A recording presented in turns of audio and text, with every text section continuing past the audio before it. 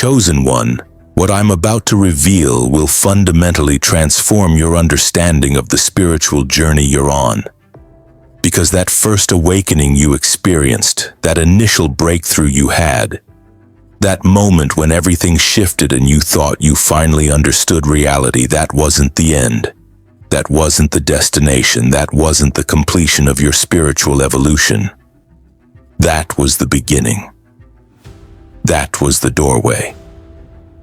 That was the first step on a journey that goes deeper than you imagined, higher than you conceived, further than you planned when you first started seeking truth, when you first began questioning reality, when you first opened yourself to dimensions beyond the material world that most people never acknowledge, never explore, never allow themselves to perceive. Tonight you're going to discover exactly what happens in the second awakening, why it's different from the first, why it's actually harder than the first, why it's more devastating and more transformative than anything you experienced when you initially broke through the veil, when you first saw beyond consensus reality, when you initially recognized that everything you'd been taught was incomplete at best and deliberately deceptive at worst. The second awakening isn't about discovering that there's more to reality than the physical world. You already know that. The second awakening is about discovering that there's more to you than the identity you constructed after your first awakening, more to spirituality than the concepts you adopted when you first broke free, more to consciousness than the framework you built to make sense of your initial breakthrough. Your first awakening felt like freedom. Your second awakening feels like death. Your first awakening felt like expansion. Your second awakening feels like annihilation. Your first awakening felt like finally finding yourself. Your second awakening feels like losing yourself all over again. But this time losing the spiritual self you created, the awakened identity you constructed, the enlightened ego you built from the pieces of your old worldview that shattered during your first breakthrough. This is what nobody tells you about the spiritual path. This is what teachers don't warn you about when you're in the honeymoon phase of your first awakening. This is what you discover only by going through it, only by experiencing it, only by surviving it when the second awakening arrives uninvited, unexpected, unwanted, and dismantles everything you rebuilt after your first awakening destroyed everything you believed before. Let me tell you what really happens in the second awakening, because understanding this will help you navigate what you're experiencing, what you're about to experience, what you're in the middle of experiencing right now. If you're feeling like you've lost your way, like you've fallen backwards, like everything you thought you understood about spirituality is suddenly not working anymore, suddenly not making sense anymore, suddenly not providing the peace, the clarity, the certainty it provided when you first discovered it, when you first embraced it, when you first built your post-awakening identity around it. The second awakening begins with a crisis that looks like regression but is actually progression, that feels like you're going backwards but you're actually going deeper, that appears like you're losing your spirituality but you're actually transcending the limited version of spirituality you adopted after your first breakthrough. You start questioning everything again. But this time you're not questioning the mainstream worldview you already saw through. This time you're questioning the alternative worldview you adopted. This time you're not seeing through society's lies. This time you're seeing through the spiritual community's lies, the New Age dogmas, the awakening cliches, the enlightenment platitudes that you initially embraced as truth, but that you're now recognizing as just another set of boxes, just another form of control, just another way of keeping you limited, keeping you contained, keeping you from the full truth that's bigger than any framework, any teaching, any system, including the spiritual systems you thought were liberating you, but that you're now discovering were just creating new prisons with prettier decorations, with more comfortable chains, with more sophisticated mechanisms of control. You start noticing the ego in your spirituality, the pride in your awakening, the superiority in your enlightenment. You see how you've been using your spiritual knowledge as armor, Your awakened status as identity. Your enlightened understanding as separation from those still asleep, still unconscious, still trapped in mainstream consciousness. You recognize that you've created a new ego, a spiritual ego, an awakened identity that's just as false, just as limiting, just as problematic as the old ego you transcended during your first awakening. And this recognition is devastating because you thought you were done with ego. You believed you'd transcended identity. You assumed you'd moved beyond the need for external validation, for group belonging, for feeling special, for being right.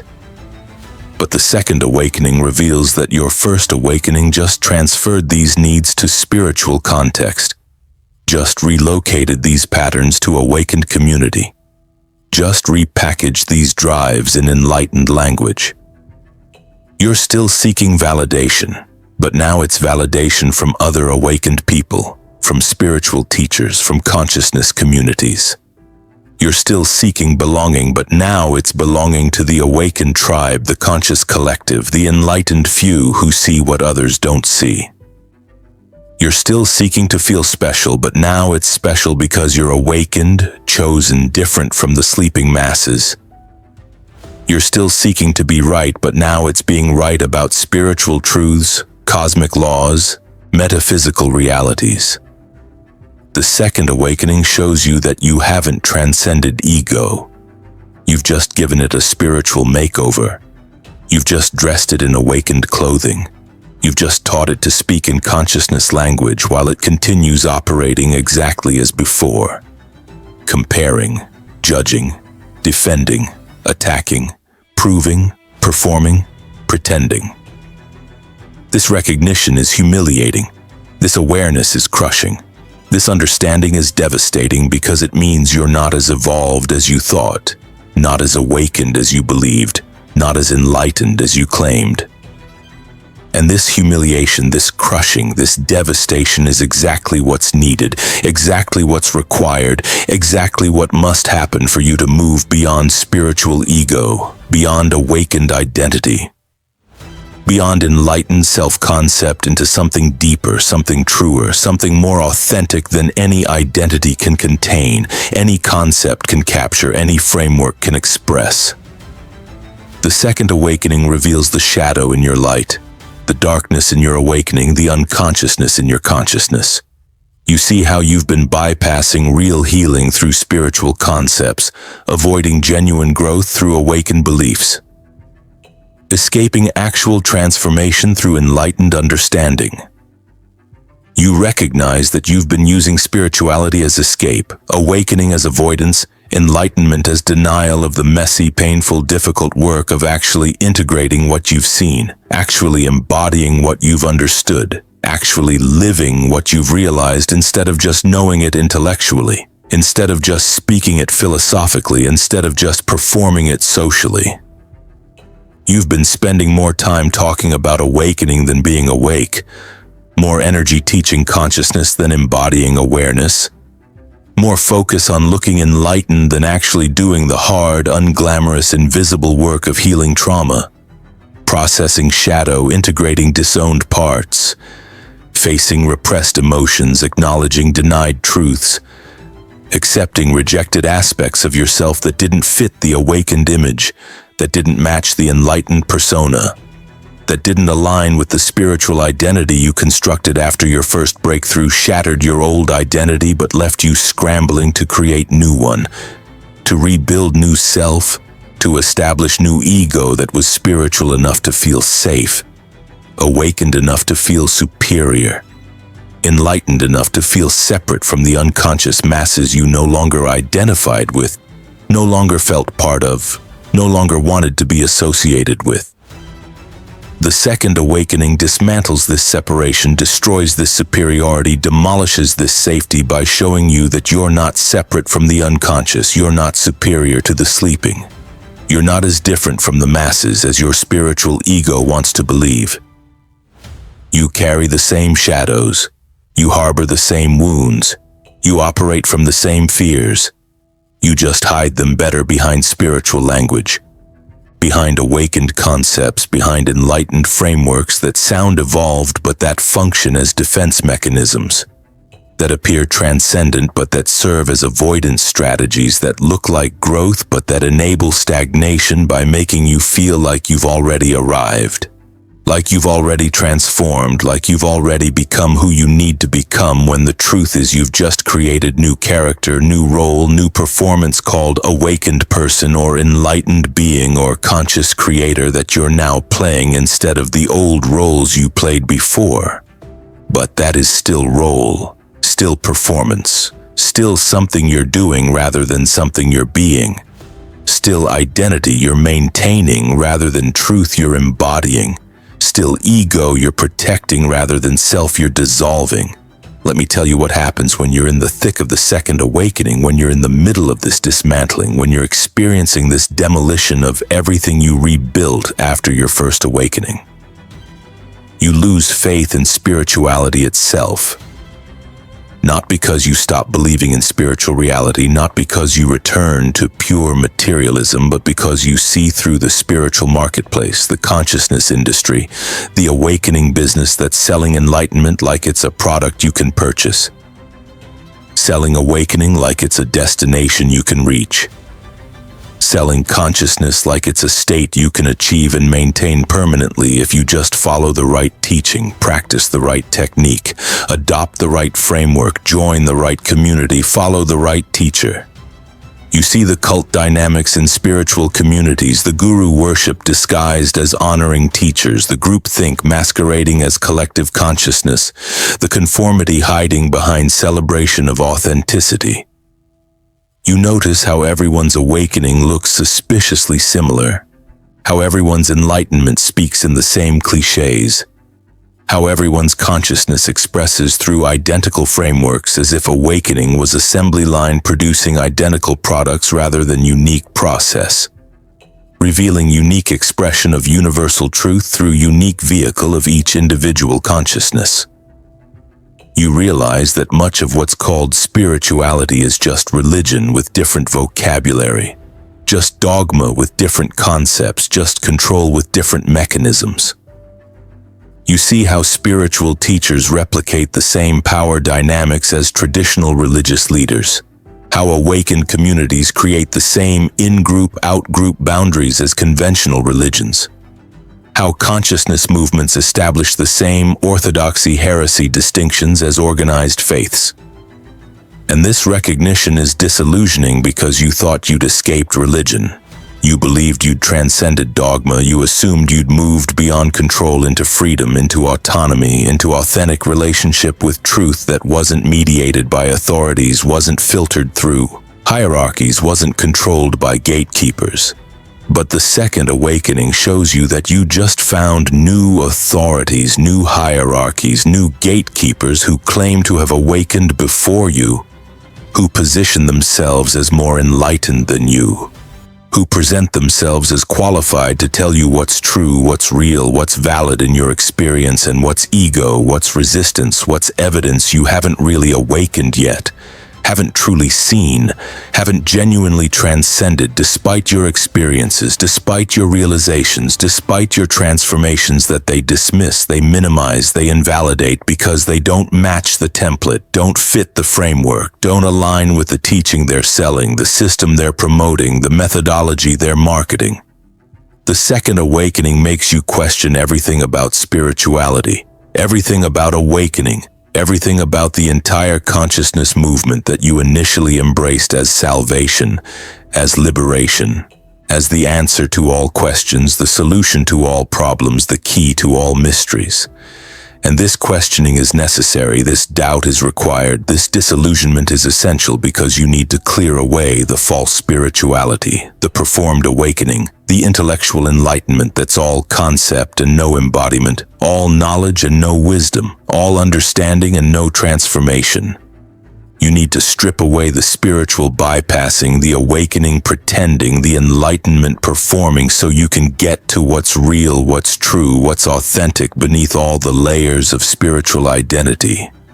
Awakened persona, enlightened self-concept that you've been building, maintaining, defending since your first awakening gave you a glimpse of something beyond ordinary consciousness, but that you then immediately tried to capture in concepts, to contain in frameworks, to control through practices, to preserve through identity, to maintain through performance instead of letting it continue transforming you, continue dissolving you, continue destroying everything false until only truth remains, only reality persists, only what's actually real continues existing while everything constructed, everything performed, everything pretended finally gets recognized as the illusion it always was. The facade it always remained, the costume it never stopped being even when you believed it was your true self. Your authentic nature, your real identity finally revealed after lifetimes of confusion, of delusion, of separation from who you really are. But here's what the second awakening reveals. Who you really are can't be captured in identity, can't be contained in concept, can't be expressed in framework. Who you really are is too big for any box, too fluid for any form, too infinite for any finite expression. Every identity you create, every concept you adopt, every framework you embrace is inherently limiting, inherently partial, inherently incomplete because truth is unlimited. Reality is total. Consciousness is infinite, and any attempt to define it, to describe it, to frame it necessarily reduces it, necessarily limits it, necessarily falsifies it by making it into something it isn't. Static, knowable, graspable. The second awakening dissolves your need to grasp, releases your need to know, destroys your need to define. You stop trying to figure it all out, stop attempting to understand everything, stop seeking to master consciousness through knowledge, through practice, through technique. You recognize that the mind can't grasp what's beyond mind, that concepts can't capture what's beyond concept, that knowledge can't contain what's beyond knowing. You surrender the spiritual seeking, the awakening striving, the enlightenment achieving. You stop trying to get somewhere, stop working to become something, stop fighting to maintain some state called awakened or enlightened or conscious. You just are. You simply exist. You purely be, without identity claiming it, without ego defending it, without mind narrating it. You discover silence beneath spiritual noise, stillness beneath awakening activity, peace beneath enlightenment striving. You find what was always there, what was never lost, what needed no finding, because it's not elsewhere, it's not other, it's not separate from what you've always been, beneath every identity, beyond every concept, prior to every framework you've ever adopted, ever embraced, ever used to define yourself, to understand yourself, to present yourself to world, to others, to yourself. The second awakening is return to simplicity after complexity of first awakening. Return to silence after noise of spiritual seeking. Return to being after doing of consciousness work. You stop making spirituality into project. Stop treating awakening like achievement. Stop approaching enlightenment as destination. You recognize that consciousness isn't something you attain. Awareness isn't something you achieve. Truth isn't something you reach. You are consciousness. You are awareness. You are truth, not as identity, not as concept, not as framework, but as fundamental reality that's always been case, that never stopped being case, that couldn't stop being case even when you believed otherwise, even when you felt separate. Even when you thought you needed to awaken, needed to become conscious, needed to realize what you already were, what you always are, what you can't not be. Regardless of whether you know it, whether you believe it, whether you experience it consistently. Let me tell you what changes after the second awakening, after you've been through this dismantling, after you've survived this death of spiritual identity, after you've emerged from this destruction of awakened ego. You become lighter because you're carrying less. Less identity, less concepts, less frameworks. Less need to be right, to be special, to be awakened. You stop defending your spirituality because you have nothing to defend. You stop proving your awakening because you have nothing to prove. You stop performing enlightenment because you have nothing to perform. You become more human, not less. More ordinary, not more special. More normal, not more different. But it's humanity embraced rather than transcended, ordinariness accepted rather than rejected, normalcy integrated rather than denied. You're no longer trying to rise above human experience, no longer attempting to transcend earthly existence, no longer seeking to escape physical reality. You're here. Fully here. Completely here. Present in body, grounded in earth, embodied in flesh, without spirituality as escape, without awakening as avoidance, without enlightenment as denial of incarnation, of embodiment, of being human rather than being only consciousness, only awareness, only spirit pretending to be human. You stop dividing reality into spiritual and material, awakened and asleep, conscious and unconscious. You see oneness not as concept, but as reality. Everything is consciousness. Everything is divine.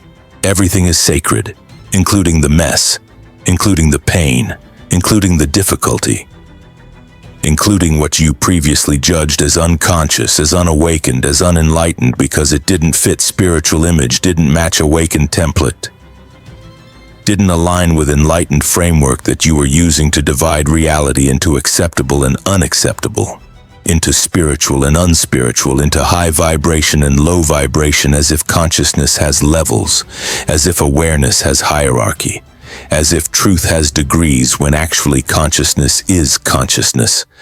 Awareness is awareness, truth is truth, regardless of how it appears, regardless of how it expresses, regardless of whether it matches your concepts, fits your frameworks, aligns with your understanding of how awakened people should be, should act, should appear to others and to themselves.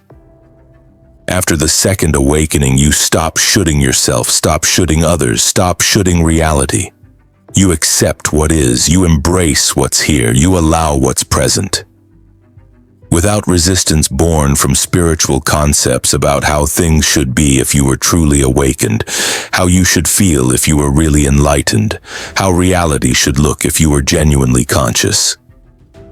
You drop the spiritual measuring stick, the awakening scorecard, the enlightenment checklist. You stop comparing your experience to teachings, your state to descriptions, your realization to frameworks. You trust your direct experience more than anyone's concepts, more than any teacher's framework, more than any tradition's methodology. You become your own authority, not from ego, not from pride, not from arrogance, but from recognition that nobody else can tell you what's true in your experience. Nobody else can validate what's real in your consciousness. Nobody else can confirm what's authentic in your being. Because only you have direct access. Only you have immediate experience. Only you are living from inside this particular expression of consciousness, this unique manifestation of awareness, this specific embodiment of truth that's yours alone, that's your gift, that's your contribution. Not to be copy of some teacher, not to be clone of some tradition, not to be replica of some framework, but to be purely, authentically, completely yourself as unique expression of universal consciousness, as distinct manifestation of infinite awareness, as particular embodiment of eternal truth. After the second awakening, you stop trying to replicate others' awakenings, stop attempting to copy others' enlightenment, stop working to match others' consciousness. You honor your unique path, your distinct process, your particular unfolding. You recognize that your second awakening won't look like anyone else's. Your integration won't follow anyone else's timeline. Your embodiment won't match anyone else's expression because you're not anyone else. You're not here to be anyone else. You're not meant to awaken like anyone else, but to awaken as yourself, to become conscious as yourself, to realize truth as yourself, without making yourself into someone else's image, without conforming yourself to someone else's template, without forcing yourself into someone else's framework that doesn't fit, that never fit, that was never meant to fit because you're not them. Your you and your you-ness is not problem to overcome, not obstacle to transcend, not barrier to dissolve, but is the very vehicle through which consciousness knows itself uniquely, through which awareness experiences itself distinctly, through which truth expresses itself particularly. Let me tell you about the gifts that come with the second awakening, the capacities that emerge after you've been dismantled and restructured, the abilities that manifest after you've died to spiritual ego and been reborn as something simpler, something truer, something more authentic than the awakened identity you constructed after first breakthrough. You develop discernment that's sharper than before, that sees through spiritual performances, that recognizes awakening pretense, that detects enlightenment facades. You can feel when someone's speaking from direct experience versus repeating concepts they've learned. You can sense when someone's embodying truth versus performing spirituality. You can perceive when someone's being authentic versus maintaining awakened image. This discernment doesn't make you judgmental, doesn't make you critical, doesn't make you superior. It makes you compassionate because you recognize the performance, you understand the pretense. You relate to the facade because you've been there, you've done that. You've performed spirituality, you've pretended awakening, you've maintained enlightened image until second awakening showed you the exhaustion of maintaining, the cost of pretending, the price of performing that's too high to keep paying, too heavy to keep carrying, too damaging to keep inflicting on yourself in service of image, in preservation of identity, in maintenance of ego that's spiritual but still ego, that's awakened but still false. That's enlightened but still construction rather than reality, still performance rather than authenticity, still something you do rather than something you are. After the second awakening, you become safer person to be around because you're not projecting, not bypassing, not pretending. You can hold space for others' darkness because you've accepted your own. You can witness others' pain because you felt your own. You can allow others' humanity because you've embraced your own. You're not trying to fix people, not working to awaken them, not attempting to enlighten them. You're just present. Just there. Just with them in whatever they're experiencing without needing it to be different, without requiring them to be more conscious, without demanding they be more awakened than they are in this moment, in this experience, in this expression of their unique path that's theirs alone to walk, theirs alone to navigate, theirs alone to integrate at their own pace, in their own time, through their own process that you can support but can't control, that you can witness but can't direct, that you can honor but can't determine. You develop humility that's genuine, that's not performed humility, that's not spiritual humility, that's actually pride disguised as modesty. You know you don't know. You recognize you can't see everything. You acknowledge you haven't figured it all out. You remain open to being wrong, open to learning more, open to discovering that what you thought was true was limited, was partial, was incomplete. You hold your beliefs lightly. You carry your frameworks loosely. You wear your identities temporarily, knowing their costumes, not truth, knowing their tools, not essence, knowing their temporary expressions, not permanent reality. After the second awakening, you stop needing to be the most awakened, the most enlightened, the most conscious. You stop competing in spirituality, stop ranking in consciousness, stop measuring in awakening. You recognize that consciousness doesn't have levels, awareness doesn't have hierarchy, truth doesn't have degrees. There's just what is. And what is includes everything, the awakened and the asleep, the conscious and the unconscious, the enlightened and the deluded, the spiritual and the material, the sacred and the mundane, except these divisions are false, these separations are illusion. These distinctions are mind-made rather than reality-based because reality is one, consciousness is unified, truth is whole, and only mind divides it, only ego separates it, only identification fragments it into parts that appear opposite, that seem conflicting, that look incompatible but that are actually one reality, one consciousness, one truth expressing through infinite forms, appearing as infinite beings, manifesting as infinite experiences, all of which are equally valid, equally real, equally divine, regardless of how they appear, regardless of how they're judged, regardless of whether they match spiritual concepts, fit awakened frameworks, align with enlightened understandings. Let me tell you what you realize after the second awakening about the spiritual journey itself, about the nature of awakening, about the process of enlightenment. There's no destination, there's no arrival, there's no permanent state of enlightenment you reach and then maintain forever. There's just this moment, this breath, this experience, and then the next one, and the next one. Sometimes you feel awakened. Sometimes you feel asleep, sometimes you're conscious, sometimes you're unconscious, sometimes you're clear, sometimes you're confused, and it's all okay, it's all acceptable, it's all part of being human, being embodied, being incarnate in form that has limitations, that has fluctuations, that has variations in state, in mood, in consciousness. You stop beating yourself up for not being consistently enlightened, for not maintaining constant awakening, for not staying perpetually conscious. You accept the ebb and flow, the ups and downs, the expansion and contraction as natural rhythm, as normal process, as inherent pattern of being human consciousness rather than only transcendent awareness, being embodied spirit rather than only formless being, being incarnate divine rather than only infinite source, pretending to be limited when actually you're both. You're always both.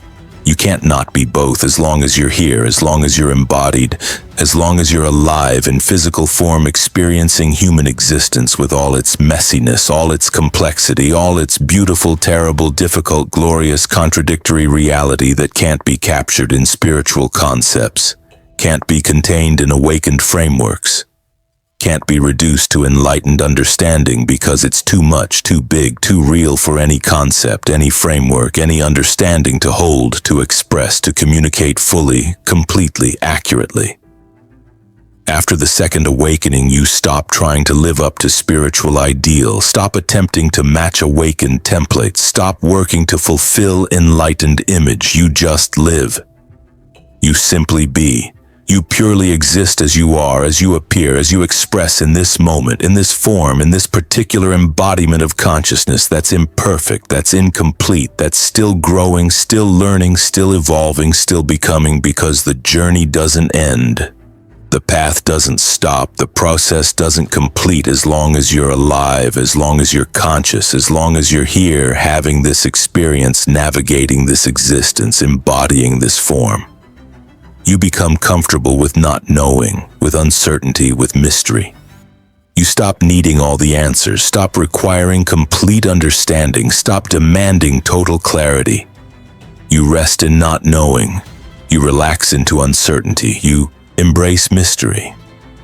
You recognize that consciousness is infinite, reality is unlimited, truth is boundless, and any claim to have it figured out, any belief to have it understood, any assertion to have it mastered is necessarily false, necessarily limited, necessarily arrogant, because who you are can't be known by who you think you are, because what is can't be grasped by what thinks, because truth can't be captured by mind that's within truth. That's made of truth, that's expression of truth, but that isn't totality of truth, isn't completeness of reality, isn't wholeness of consciousness. Let me tell you what happens in your relationships after the second awakening, in your work after this transformation, in your life after this death and rebirth. You become more real, more honest, more vulnerable. You stop performing awakened person in relationships. Stop pretending enlightened being at work. Stop maintaining conscious creator in life. You show up as you actually are. Sometimes clear, sometimes confused, sometimes strong, sometimes weak, sometimes certain, sometimes doubtful. And this authenticity creates deeper connections than spiritual performance ever did, creates more genuine relationships than awakened persona ever enabled, creates truer intimacy than enlightened image ever allowed. People can actually relate to you now. Not to your spiritual achievements, not to your awakened status, not to your enlightened understanding, but to your humanity, to your vulnerability, to your realness. You're not trying to inspire them with your consciousness, not working to impress them with your awareness, not attempting to convert them to your understanding. You're just being with them, sharing with them, connecting with them human to human, being to being, consciousness to consciousness, without hierarchy, without superior inferior, without awakened asleep distinctions that create separation, that establish distance, that prevent genuine meeting. After the second awakening, your work becomes simpler, not necessarily easier, but simpler. You stop trying to figure out your purpose through spiritual concepts. Stop attempting to discover your mission through awakened frameworks. Stop working to define your calling through enlightened understanding. You just do what's in front of you. You simply respond to what's arising. You purely follow what feels alive, what feels true, what feels right in this moment, in this situation, in this choice, without needing it to fit some grand spiritual purpose, without requiring it to fulfill some cosmic mission, without demanding it to align with some divine calling that you've conceptualized, that you've imagined, that you've constructed based on spiritual teachings, awakened beliefs, enlightened expectations about how your life should look, how your work should appear, how your purpose should manifest. You trust the process. You follow the unfolding. You honor the emergence of what wants to happen through you rather than what you think should happen based on spiritual concepts, awakened frameworks, enlightened understanding. You become instrument rather than director, vessel rather than controller, channel rather than determiner of what moves through you, what works through you, what expresses through you from source, from consciousness, from truth that knows better than ego knows, that sees further than mind sees, that understands deeper than concepts. Understand what's needed, what's appropriate, what's true in this moment, in this situation, in this particular expression of infinite consciousness, of eternal awareness, of boundless truth manifesting as you, as your life, as your experience, as your unique contribution to whole, to collective, to cosmos. After the second awakening, you become less interested in spiritual experiences, less focused on awakening states, less concerned with enlightenment attainments. You're more interested in being kind, more focused on being helpful, more concerned with being real.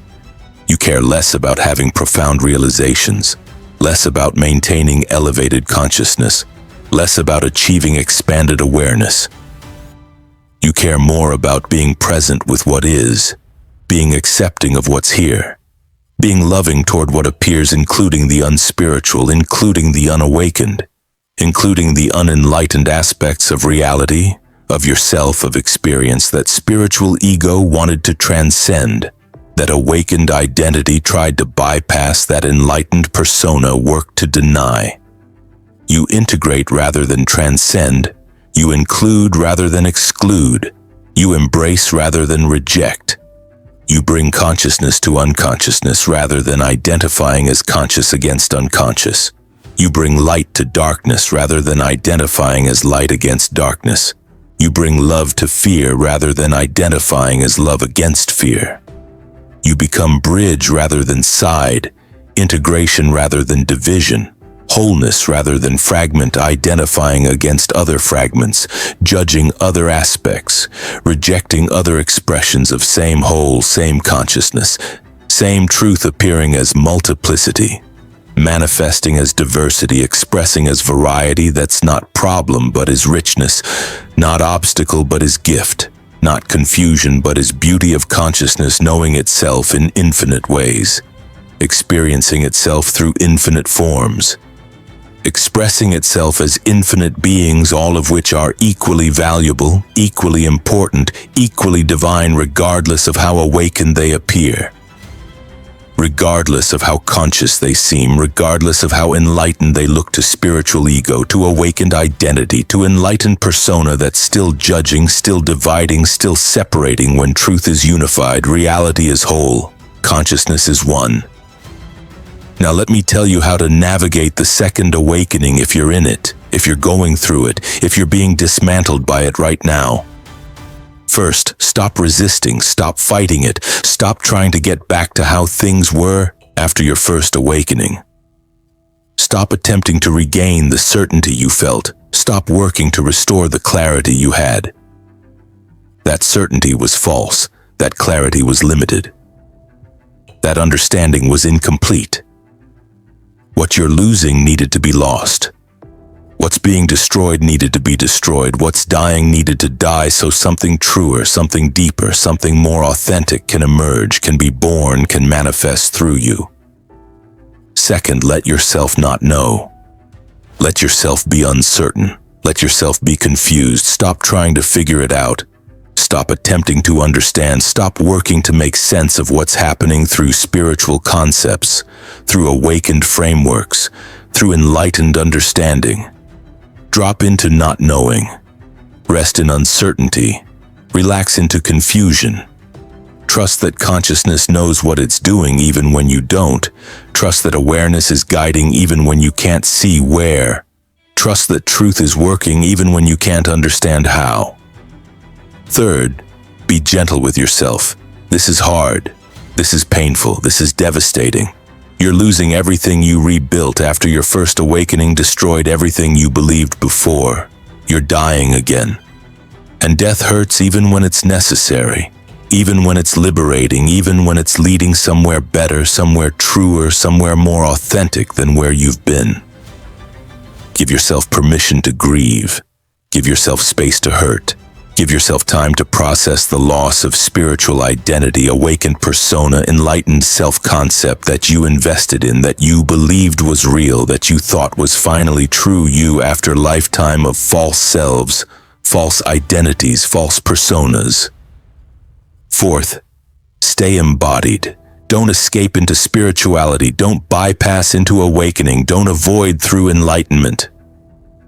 Feel your feelings, be in your body, experience your humanity. This is where real integration happens.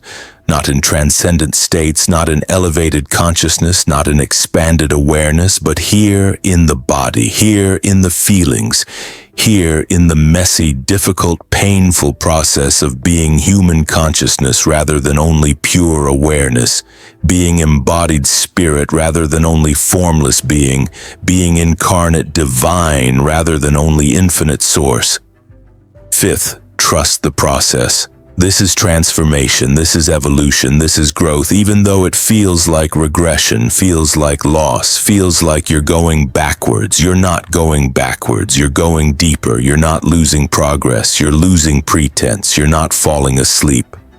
You're waking up from the dream of spiritual ego, from the illusion of awakened identity, from the fantasy of enlightened persona, into something more real, more true, more authentic than any identity can contain, any concept can capture, any framework can express.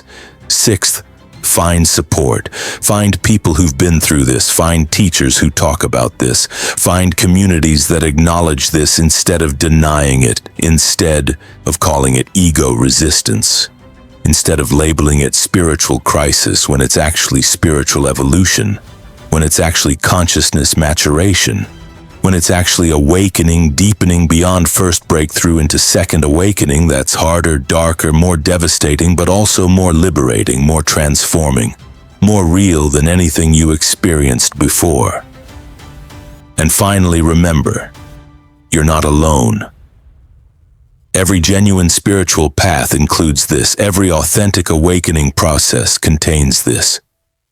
Every real enlightenment journey involves multiple deaths, multiple rebirths, multiple cycles of building up and breaking down, of understanding and confusion, of clarity and mystery. The first awakening is dramatic. The second awakening is devastating.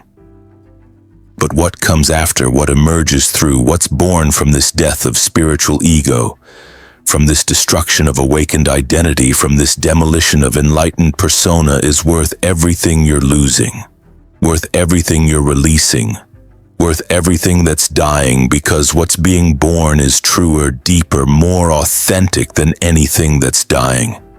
Anything that's being lost, anything that's being destroyed, you are being transformed, you are being evolved. You are being awakened not to new spiritual identity, but beyond all identity, not to new awakened concepts, but beyond all concepts, not to new enlightened frameworks, but beyond all frameworks, into direct reality, into pure being, into simple presence that doesn't need spirituality to validate it, doesn't need awakening to prove it, doesn't need enlightenment to make it real, because it's already real, it's always real, it's the only thing that's actually real beneath all the spiritual concepts, beyond all the awakened frameworks. Prior to all the enlightened understanding that you've used to try to capture it, to try to contain it, to try to grasp it, when all along it was grasping you, containing you, being you as the truth you are, the consciousness you are, the awareness you are, that needed no awakening because it was never asleep, needed no enlightenment because it was never dark, needed no realization because it was never separate from what is, from what's real, from what's true, prior to first awakening, through first awakening, during second awakening, after second awakening, always already complete, always already whole, always already perfect, exactly as you are, as you appear, as you express in this moment, in this form, in this experience of being human consciousness, embodied awareness, incarnate truth. This is what the second awakening reveals. This is what survives when everything else is destroyed. This is what remains when all constructions fall, when all identities dissolve, when all concepts shatter. This, just this, only this, you, real you, true you, authentic you, beyond the spiritual you, beyond the awakened you, beyond the enlightened you. Just you, being, existing, living, here, now, always. This is the gift of the second awakening. This is the treasure beyond the devastation. This is the truth beyond the death. You, finally, completely, really, you.